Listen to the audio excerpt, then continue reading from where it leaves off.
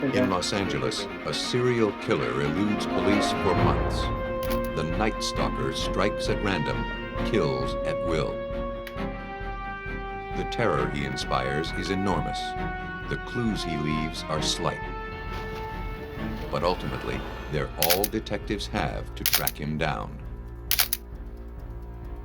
Investigators at the scene of a strangling rely on an experimental technique to raise invisible clues. They have only one chance to get it right.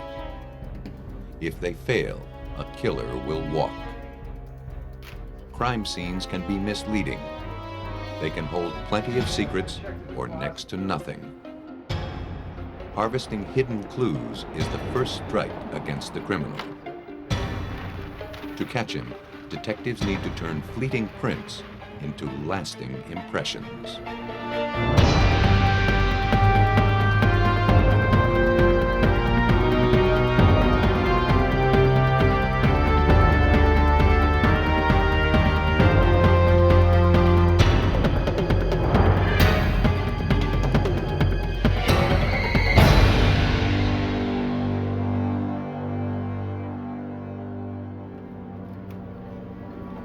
Despite their working familiarity with death, Los Angeles homicide investigators were chilled by the scene they encountered in the affluent community of Whittier on March 29, 1985. The ransacked condition of the house spoke of robbery as the primary motive. A VCR, video camera, and much of the couple's jewelry was taken. But the perpetrator also had a taste for blood. Vincent Zazzara had been killed by a .22 caliber bullet. His wife Maxine was shot in the head and mutilated. The forensics team went to work, but wouldn't find many clues. Though the killer had plundered the home with reckless abandon, he had taken care to protect his identity. Technicians dusting for fingerprints determined that the intruder had worn gloves. Whoever had committed these murders left few traces behind. The bullet slugs were too damaged to be of use. After hours of scouring the home for clues, detectives came up empty-handed. The killer, it appeared, had gotten away clean. But he hadn't covered all his tracks. Beneath an open window, detectives located his point of entry. Distinct footprints marked the soil. One of the two prints belonged to the homeowner, Vincent Zazzara. The other appeared to be the footwork of his killer. Technicians sprayed the print with a fixative, then poured plaster into the indentation. The shoe print was lifted from the ground and sent for analysis.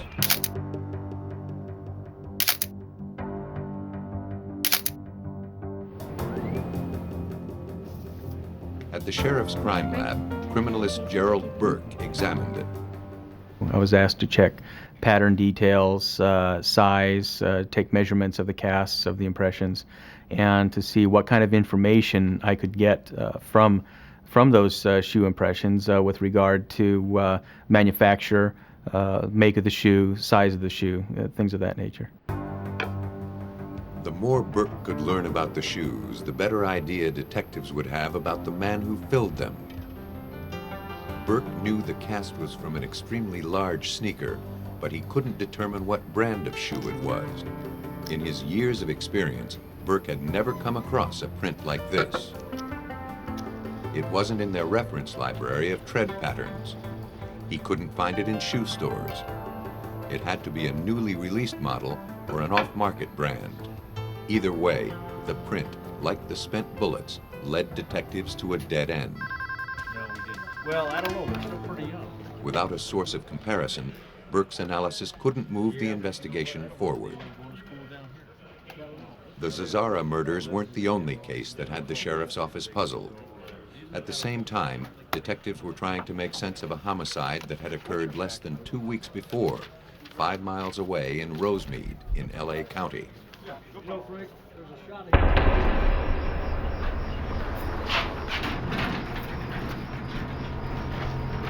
Maria Hernandez arrived home late one night and came face to face with the barrel of a .22.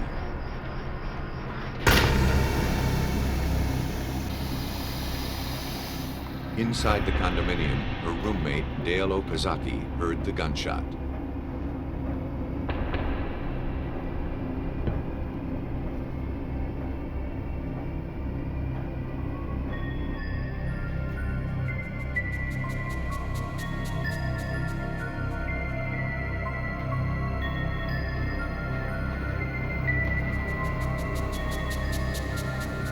She died almost instantly.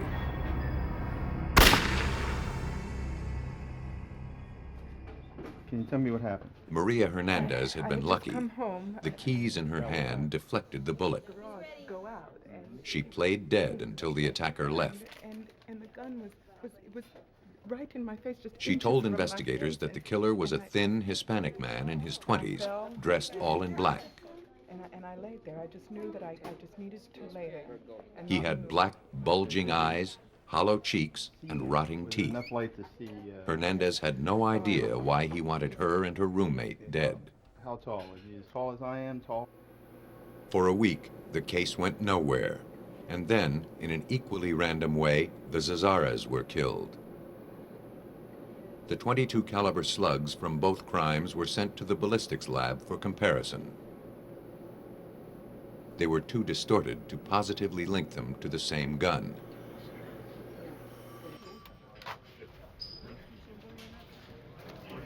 Even so, Detective Gil Carrillo of the Los Angeles County Sheriff's Office drew a connection between the homicides.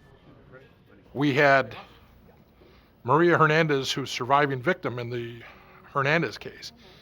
You have her giving us a physical description and a drawing of an individual that assaulted her. We have a particular caliber gun.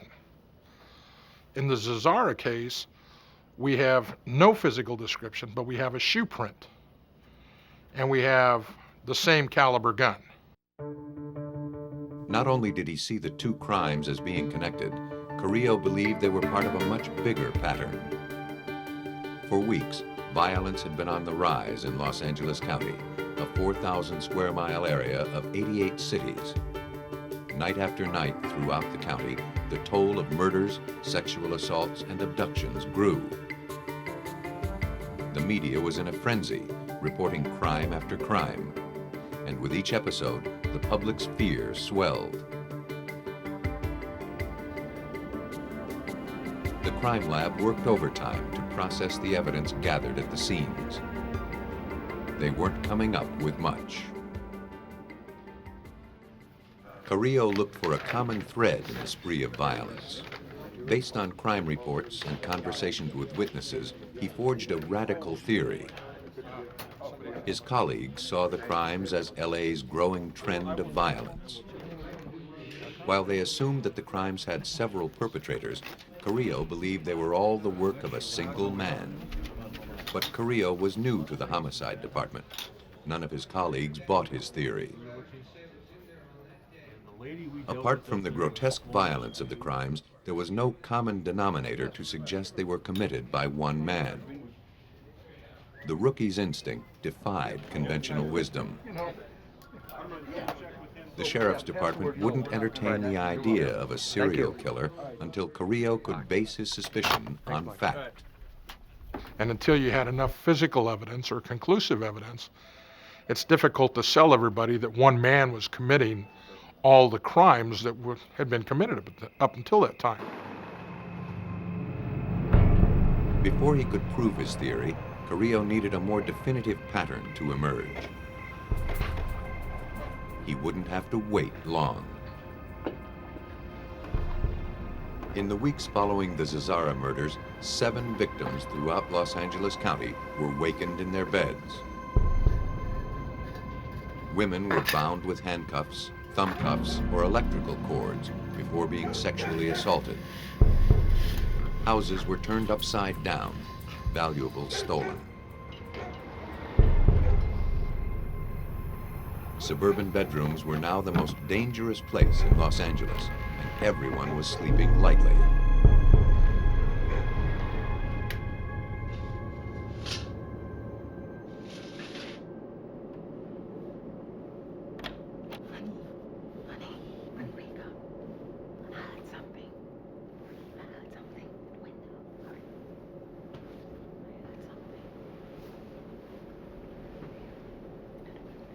In early June, just 3 blocks from the Zazara's house, a deputy's wife was roused from her sleep.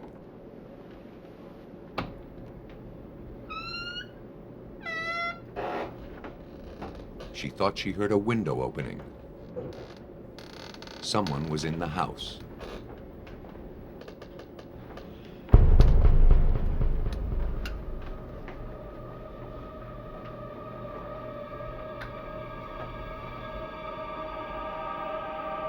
Hearing the couple's movement, the prowler slipped away. The deputy called the sheriff's department.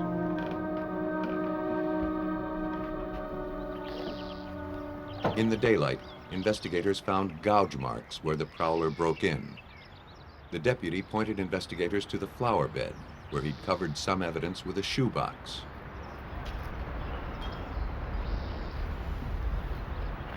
Beneath it was the imprint of a large athletic shoe. The waffle pattern was familiar. It looked just like the tread found outside the Zazara's house. It was the break detectives had been waiting for. If this print matched the print found at the Zazara murders, it would support Carrillo's theory that one man was stalking LA's neighborhoods.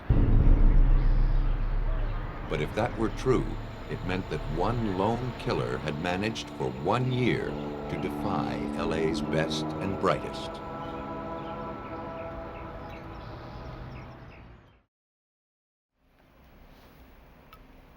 Now that he had a basis for comparison, criminalist Gerald Burke examined the 2 plaster casts taken from the crime scenes. He determined the prints were made by shoes of the same model, but not necessarily by the exact same shoe. Because both prints were left in coarse dirt, Burke was unable to identify the subtle marks that make each shoe unique. Things like little nicks and cuts and scratches, or something that can be used as an identification, more or less like a fingerprint in one shoe sole to another. This was of little help to detectives. In a county of 7.5 million people, they could not track a man solely by his tread marks.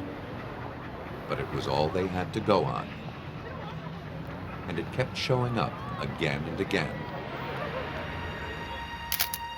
Since the Zazara murders, the large waffle pattern was found in the mud outside a Monterey Park homicide and was stamped in blood inside the home of a severely beaten old woman in Monrovia. Burke had 3 casts and 1 shoe print to work with. The crimes remained unsolved. The shoe prints remained a mystery. Then, a summer intern casually walking by a lab table made a pivotal observation. And she said, "Oh, that's an Avia." And everybody just stopped and looked at her and said, "Are you sure?" And she said, "Yeah, I got a pair in my trunk." So she goes to the trunk of her car and pulls out this pair of Avia shoes, and that's when everything broke loose. Avia was a new brand, explaining why the department had no information on them. In order to learn everything they could about this shoe, investigators went to Avia headquarters in Portland, Oregon. The company's designer identified the model number of the shoe that made the print. Burke pressed for more information. I asked him to be a little bit more specific, and he said that he actually designed that shoe, and that he had a patent on that particular shoe sole design, and that there were no other patterns that were close. The pattern was from an aerobic shoe that had only been on the market for 4 months. only 1,300 pairs had been manufactured. Avia provided Burke with a number of soles from the factory so that he could accurately determine the size of the shoe that left the print. The rate of motion and the texture of the ground can greatly distort the impression.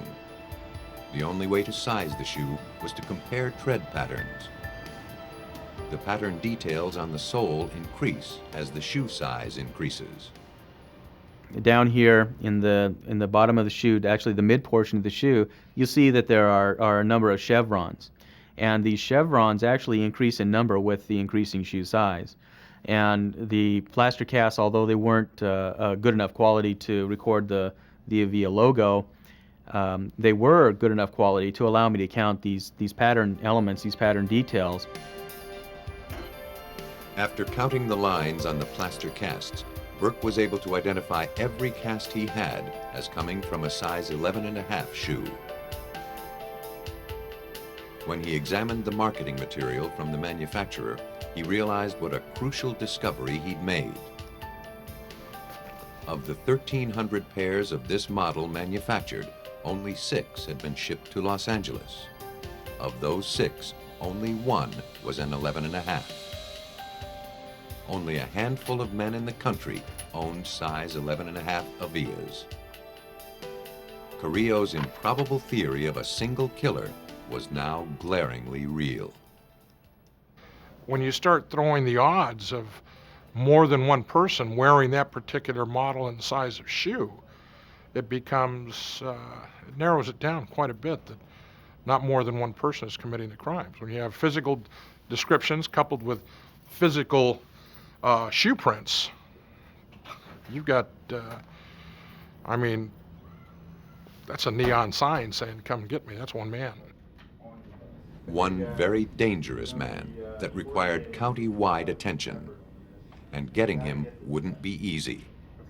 They didn't know who he was, but terror had a name. The media dubbed him the Night Stalker. The Sheriff's Department organized a task force of homicide detectives. Carrillo teamed up with Frank Salerno. From his experience hunting some of LA's most deadly serial killers, Salerno knew what kind of challenges they faced. It's very frustrating. You know, there's one individual out there that's committing all these crimes, and very violent, serious crimes, and you want to bring it to an end as quickly as you can. The task force started small, then swelled as evidence accumulated. At one point, we had about 75 investigators working in the bureau at that time, and we were using 1/3 of them just to investigate the Night Stalker series. The Night Stalker held Los Angeles in a reign of terror during the summer of 1985. Night after night, people were struck down in the place they used to feel safest, their own homes. Pressure to solve the case was tremendous. But until detectives like Gil Carrillo uncovered the Night Stalker's identity, they couldn't calm the panic. Gun sales went up, burglar alarm systems went up. Everybody was locking their windows and doors during a very, very warm summer. And you're talking about something that just took over the entire county of Los Angeles. Law enforcement took to the streets. Detectives canvassed neighborhoods where the Night Stalker had struck, hoping that someone recognized him. They found nothing but petrified residents, and they knew better than to go at night. After dark, people weren't opening their doors to anyone. Sergeant John Yarborough was responsible for collecting evidence connected to the crimes. In one house, I found a couple who had abandoned sleeping in their bed. They'd created dummies in the bed. The husband was sleeping routinely in the garage, and the wife was sleeping behind a television with the portable telephone. I mean, that was the kind of fear and panic that developed over this case. Whether he killed his victims or let them live seemed as random as the rest of his behavior. Those who survived his attacks described, as Maria Hernandez had, a tall man with bulging eyes. He was saturated in a rank, leathery odor. All right, and how about the mouth? With the help of an identikit, a staff artist created a likeness of the man who had attacked them. Did he have a mustache, any facial hair? Good. So good to you? Yeah, that's good. I think that's him. I think that's it. Detectives knew what he looked like, but he thwarted every effort to find him. The Night Stalker's unpredictability made his next move impossible to anticipate. Most serial killers conform to a regimented routine. This one seemed to work at random. He hit neighborhoods all over Los Angeles. His victims, both men and women, varied in age, ethnicity, and economic background. His MO was all over the map. What we had was a man that sometimes used a gun, sometimes used a knife, sometimes used blunt force trauma, some he raped, some he didn't, some he strangled, some he just stomped to death, some he robbed, some he didn't. The only thing he never changed was his shoes. I'll tell you what, I'll lock down some things To track the Night Stalker, Gerald Burke had to become an expert in the killer's footwear. He was dispatched to any crime scene that seemed remotely linked to him. Okay, that sounds good. I was out at 2 or 3 o'clock in the morning on one side of the county, and at 6 o'clock in the morning I would be called to another side of the county, and I was just all over the place. And though detectives could track the killer by his shoe prints, they always lagged one step behind him. On July 5th, they followed his tracks to the posh community of Sierra Madre. Dad! That morning, 16-year-old Whitney Bennett woke up backwards in bed. She had a searing headache. While the Bennett family slept just feet away, the girl had been beaten near death with a tire iron. She remembered nothing about the attack, but the familiar calling card was there. Sergeant John Yarborough speculated that the killer had two reasons for wearing the same shoes over and over again. First, they were functional. They allowed him to move surreptitiously or run if he needed to. Secondly, they'd never let him down. But psychologically, it may have been the good luck shoes. He always wore them. They were always successful. He was always able to do what he wanted to do when he was wearing these shoes, so they had a good feeling for him. The brutality of the crimes advertised the killer's lack of remorse and his delight in causing death. I would say that he's a very good example of the predator-type offender who clearly just does not care about the victims that he comes in contact with. And he achieves a degree of thrill from it. That motivates him. Now, is he intelligent and cunning and clever? Well, he was certainly clever enough. The Night Stalker was crazy like a fox and just as hard to corner. The task force wasn't enough. If detectives were going to capture this serial killer, they needed to spread out. Investigators made a videotape for LA County's 63 police departments. On the tape, Carrillo detailed the evidence gathered from the crime scenes. The suspect was a young Hispanic male who always wore Avias. An expert cat burglar, it was impossible to tell if his primary motive was killing or robbery. As the body count grew, a few patterns emerged. He seemed to target yellow or beige houses. He sometimes drew pentagrams at the crime scene. But this information brought detectives no closer to identifying the horrible face that haunted Southern California.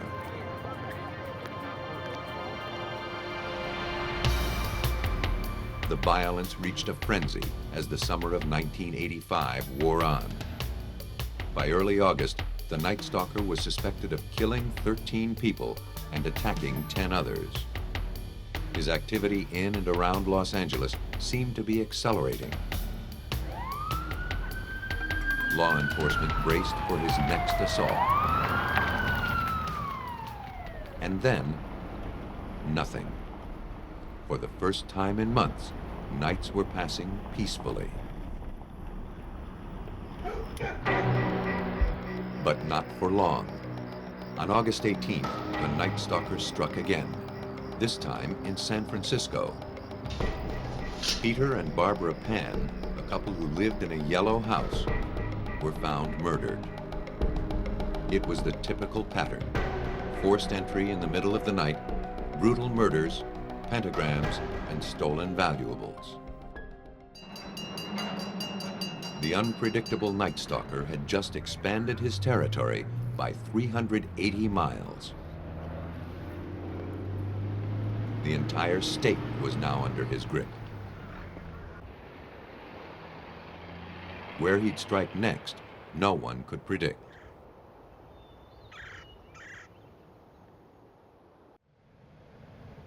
San Francisco Mayor Dianne Feinstein called a press conference to calm the citywide hysteria. But she divulged sensitive forensic information detailing the sneakers and the ballistics findings. Detectives believed the Night Stalker was following his case in the media. All along, he had enjoyed toying with law enforcement. Now that he knew exactly what they had on him, the advantage was his. He was likely to change his MO, and he was sure to discard his signature footwear. But a few good things came out of the media hype. San Francisco newspapers publicized the items of jewelry stolen from the Pans. A $10,000 bounty was placed on the Night Stalker's head. Informants started coming out of the woodwork. An informant, Donna Myers, told police that a man named Rick from El Paso had given her a bracelet and some rings. He was very tall. Like the description of the Night Stalker, Rick had terrible teeth, smelled bad, and was always spouting off about the virtues of Satan. About my length, very full. Police learned his last name was Ramirez. Very dark brown to black. Police now knew who he was, but they still had to find him. The Los Angeles phone book was full of men named Richard Ramirez. A fingerprint lifted from a stolen car at a crime scene pointed the finger of blame at a single suspect. When Ramirez's name came up, they pulled all the Ramirez's that had been arrested, which there were numerous of them, Richard Ramirez's, and they physically checked it just like you would by eye and made that identification. Once they determined which Ramirez they were after, surveillance personnel were deployed all over Los Angeles. They concentrated on places Ramirez was known to frequent. One of those places was the bus depot. Uniformed officers and undercover cops swarmed the station. But since they were looking for a man attempting to leave LA, they didn't pay attention to arriving passengers. Ramirez, returning from Tucson, spotted the undercover officers before they saw him.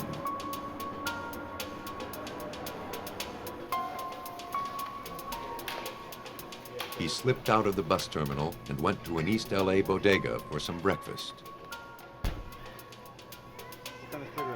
He quickly realized that he was the center of attention. El Matador, they whispered, the killer. Police were called. The chase was on.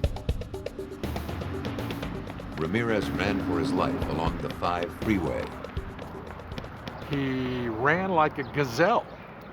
He literally ran at a full sprint, probably a good 2-3 miles. Kept going, went over 10-foot sound walls, crossed 8 lanes of the 5 freeway right here.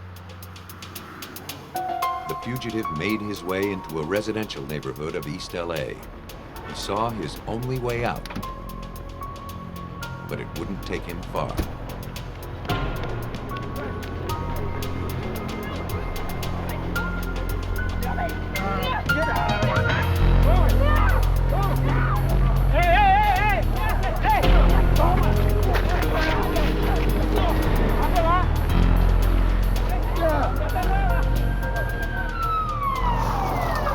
police interceded.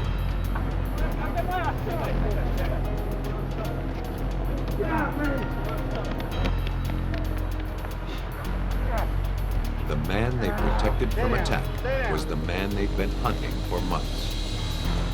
Their prime suspect, Richard Ramirez.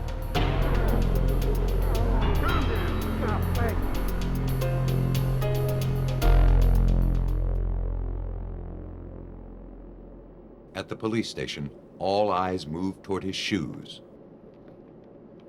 They weren't Avia's. The Night Stalker was too clever to wear those again, but they were size 11.5. It seemed they had their man, but they didn't have his shoes. As always, it appeared the Night Stalker remained one step ahead of them. Pinky, let's see your pinky. Both Carrillo and his partner Frank Salerno believed that Richard Ramirez was the Night Stalker, but they didn't have the notorious sneakers. To build their case, the detectives would need to carefully draw together the web of evidence. Their first task was to interview the suspect. His demeanor surprised them. Very soft-spoken. For lack of a lot of education, he was well-spoken also. Probably the thing that sticks in my mind the most is when you walk into an interview room with a suspected killer, is you usually introduce yourself, you tell them who you are. And I walked in and sat down, and he says, "You're Frank Salerno." Ramirez knew of him from the Hillside Strangler case, involving a pair of high-profile serial killers Salerno helped nab 6 years earlier. Detectives learned that their suspect had a vast working knowledge of serial killers throughout history. He knew all of their names, their methods, and the details of their captures. He had followed the Night Stalker case in the media. Though he never admitted to any crimes, Ramirez engaged detectives in a conversation about LA's latest serial killer. He would talk to us in the third person. I didn't do this, but the Night Stalker might have done this. And the Night Stalker might have done this and this, and what do you think he'd have done over here? Ramirez never confessed, so investigators looked for hard evidence to tie Ramirez to the crime spree. Inside his wallet, they had found a claim ticket for a piece of luggage at the bus station. Everything was removed and photographed. The bag contained a revolver and several kinds of ammunition, including .22 caliber cartridges. The evidence was bagged for further analysis. The shells and slugs collected from various crime scenes were taken to the ballistics lab to compare against those taken from the bag. They matched. Also, Ramirez's fingerprints were found on some of the items, confirming that the bag and its contents belonged to him. Most of the Night Stalker's surviving victims picked him out of a lineup. The eyewitness accounts, ballistics, fingerprint, and shoe print evidence provided police with enough to arrest Ramirez for the Night Stalker crimes. 3 years after the arrest, the case finally went to trial. By this time, police suspected that he had killed 16 people and assaulted 11 others. The suspect made no show of repentance. During a preliminary hearing, he sported a pentagram on the palm of his hand. He waved it about, shouting, "Hail Satan." Though no size 11.5 Avia aerobic sneakers were recovered among Ramirez's belongings, it was the prints found in 8 of the crime scenes that held the case together. They formed an irrefutable physical link between the string of burglaries, rapes, and murders. Eyewitness testimony tied the man in court to other crimes, even when no print was present. The most expensive trial Los Angeles had yet seen came to a close after more than a year with a victory for the prosecution. In November 1989, Ramirez was sentenced to death 19 times. Richard Ramirez was one of the most horrifying monsters to terrorize the country. But whether a killer takes many lives or only one, the motivation to kill remains the same. Murder is the ultimate selfish act.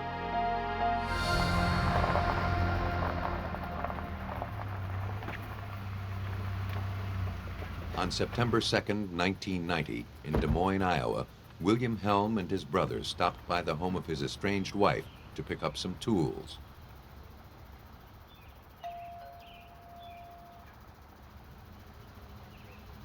The house was locked. There was no sign of his wife.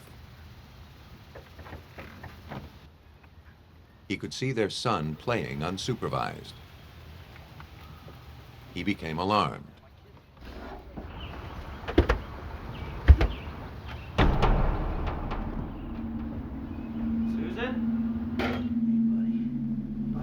Susan? Susan? Susan?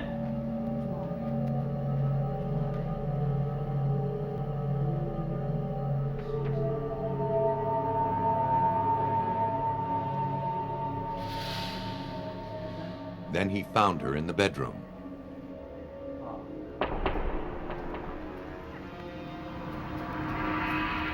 Helm called the police.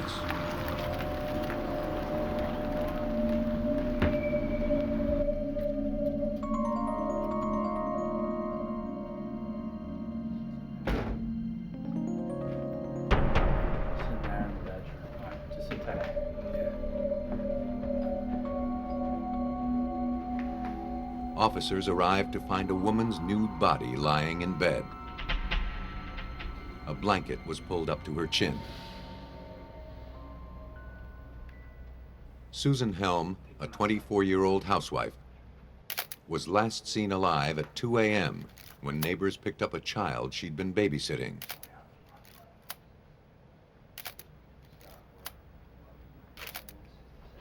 The same clothes she'd been wearing the previous night were crumpled on the bedroom floor. What time did you guys get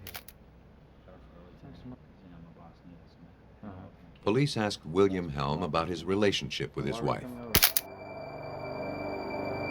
He told them they were separated and he had moved out. He said he had last seen her the day before when he dropped off their son.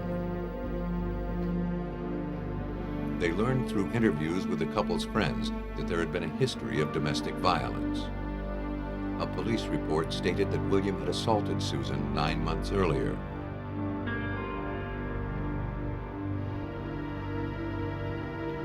Nothing in the house seemed out of place.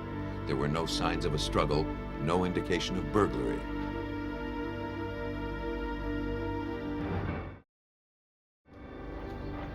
Captain James Trotter of the Des Moines Police Department led the investigation.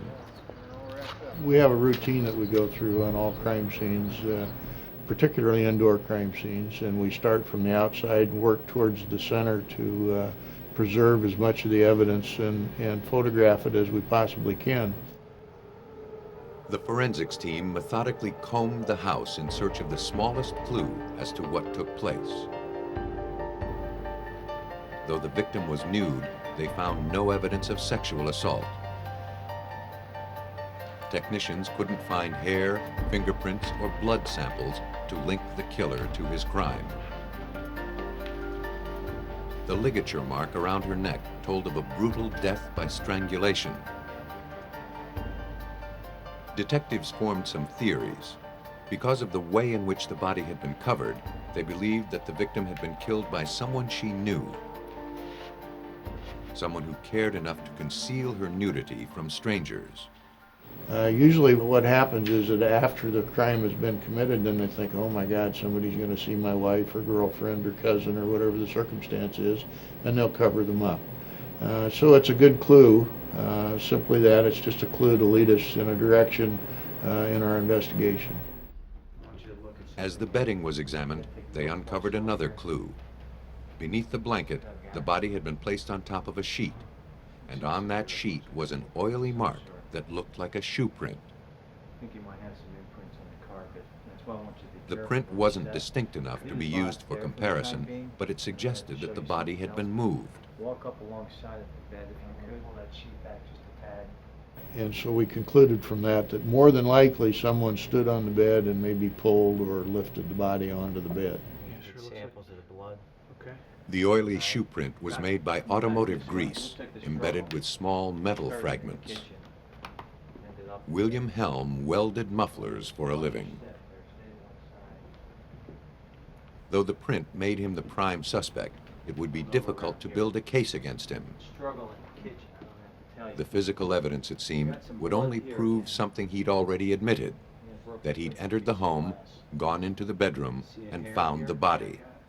I was gonna pick up my daughter, so I pulled up. Helm was brought to the police station to make an official statement. Walked up the walk. Investigators tried to pin him down about any physical contact he may have had with the victim's body when he found her.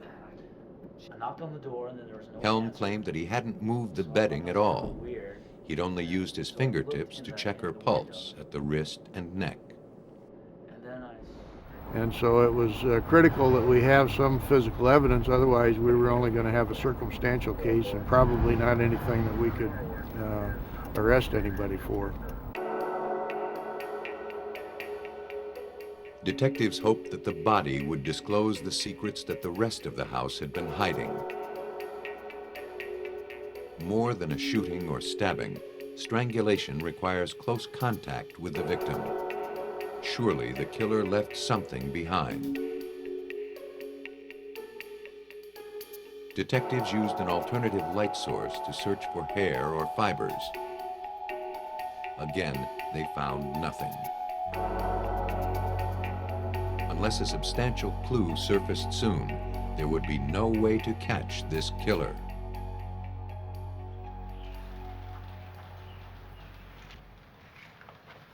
As investigators finished their search of the crime scene, they realized that they were being watched. After leaving the police station, Helm had returned to the scene of the crime. He pulled a lawn chair out of his car and set up an observation post on the neighbor's lawn. Peculiar behavior for someone who just lost his spouse. That type of interest is usually to spectators who don't know these people, and normally the family is somewhere else consoling one another. you never touched your wife. You went directly. Helm's detached interest in the case fueled detective Never suspicions. touched your wife. Nope. They asked him to come to the station for another interview. But you wanna know why? After almost 2 hours of questioning, police obtained enough information to get a warrant to collect samples of his hair, saliva, blood, and handprints. Okay, pull it up. In order to prove that Helm had killed his wife, police would have to find evidence that he was the one who Can your other moved hand the come body. inside to me here?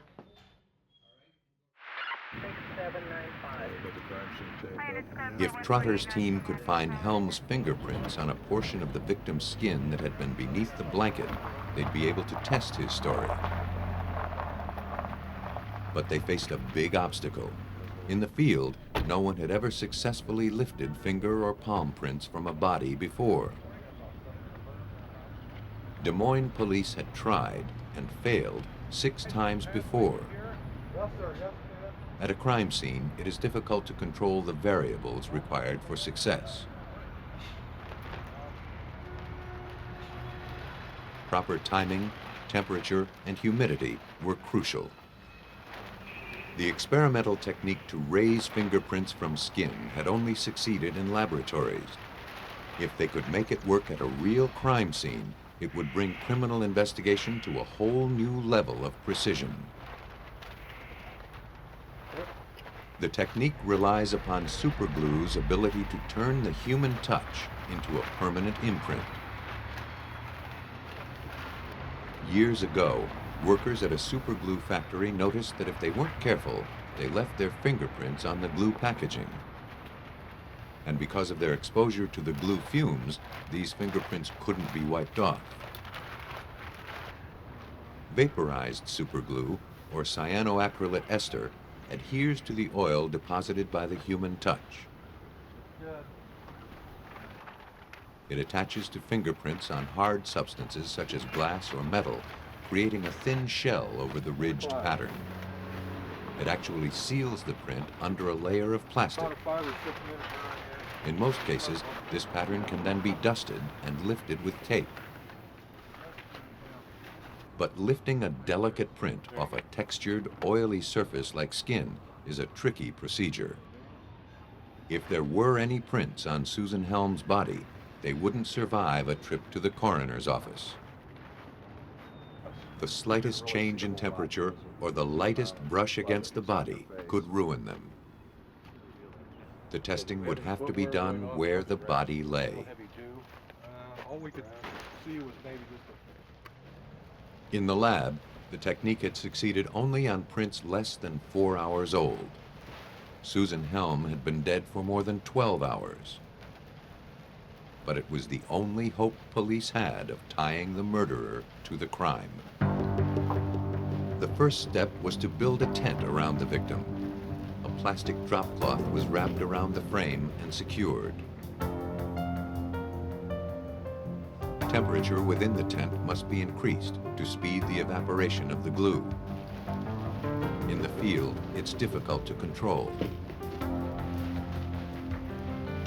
Liquid superglue was placed in aluminum dishes and set on burners inside the tent. The glue was heated for 10 minutes until fumes filled the structure. Technicians allowed 30 minutes for the glue to set. After the fumes settled, technicians moved in. Whatever lay beneath the plastic would make or break the case. If they could find a good quality print, they might be able to catch a killer. But if history were any guide, they'd find only a degraded print or none at all. And that meant a killer would walk. The plastic was peeled back from the body. Technicians searched for the ridges of a human fingerprint with a halogen flashlight. Shining the light at an angle helps the prints stand out. Passing over the lower portion of the victim's abdomen, the light revealed a pattern. It wasn't a fingerprint. It was larger and more distinct than they could have imagined. The print from practically an entire hand. The potential proof was there for the investigators to see. But success still seemed just beyond their grasp. For the first time in forensic history, scientists had been able to coax a latent print from a human body outside of the laboratory. But collecting the print would be another matter. Lifting it with tape would likely destroy it. Scientists needed to lift the print photographically. The photographed print from the victim's belly was delivered to the Des Moines Police Department Crime Lab, where it was compared to the print taken from William Helm. When comparing two fingerprints, identification technicians use a computer to look for matching patterns. Because palm prints are so intricate, technician Jerry Wilson had to make the comparison manually. The time-consuming task requires him to pinpoint areas where ridges join, diverge, or form dots. The ridge on the outside. Using those patterns as reference points, Wilson compares the prints for similarities. And we look for these same identical points in the same relative unit space in each between the latent and the ink print, and the same amount of intervening ridges. And we also look for discrepancies, because if there's unexplained discrepancies, then you have to either eliminate the print altogether or explain why there is a discrepancy. Technicians found no such discrepancies between the prints. Instead, they identified a highly unusual formation on both. It was a double loop formation in the palm print, which is very unusual. And that helped to locate the pattern Yeah, area more. and made the comparison much easier little bit between the more. inked and the Good. latent print. Right here we've got an upward ending ridge. Wilson can call two prints a match if they share 8 common reference Ending ridge points. right there. In the Helm case, technicians stopped counting This at is kind of 90. up in the interdigital area, so we got two delta It was one of the most formations. obvious matches their office had ever come across. There. The discovery of William Helm's palm print on his dead wife's belly proved he was lying. He was the one who placed her into bed.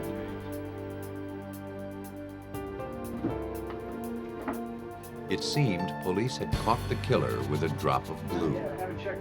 But to make a conviction stick, they needed to connect him directly to the murderous act. The victim wasn't strangled with bare hands. The killer had used a length of wire. Police had enough evidence to obtain a search warrant for Helm's apartment. There, they found the final piece of the puzzle. The garrote, a piano wire stretched between 2 wooden handles, has only one purpose: strangulation. Though tests in the lab showed no trace evidence on the wire, its gauge was consistent with the marks on the victim's neck.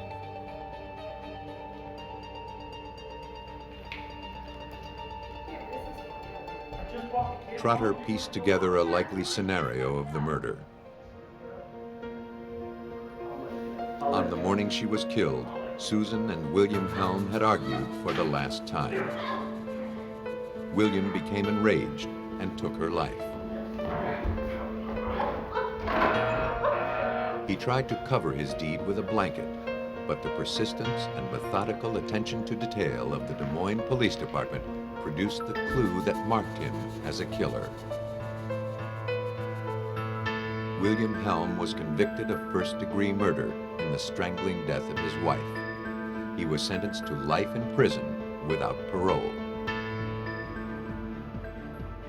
The forensic evidence in this case was extremely important because of the lack of witnesses and blood and all those other kinds of things that you can typically use to prove your case.